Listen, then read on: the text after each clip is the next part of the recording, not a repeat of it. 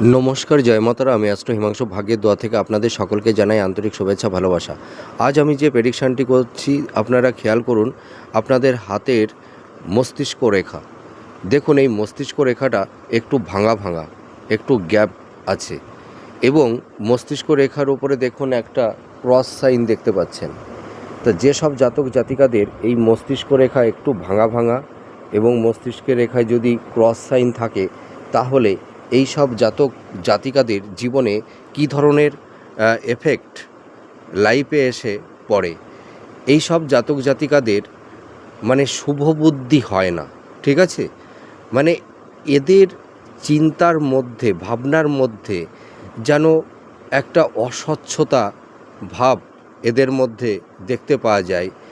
এদের মধ্যে সবসময় একটা নেগেটিভ চিন্তা ভাবনা, হ্যাঁ, এই জিনিসগুলো তৈরি হয়। এদের সব সময় মানে কোনো পজিটিভ সাইন এদের মধ্যে তৈরি হয় না। মানে এদের কথাবার্তার মধ্যে সব সময় একটা নেগেটিভ চিন্তা ভাবনা মানে এদের মধ্যে সর্বদাই দেখতে পাওয়া যায়।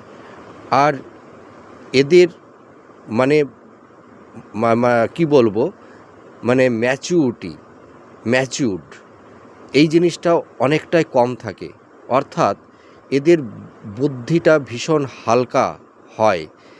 এরা কোনো কথা অতটা ভাবনা চিন্তা করে বলে না।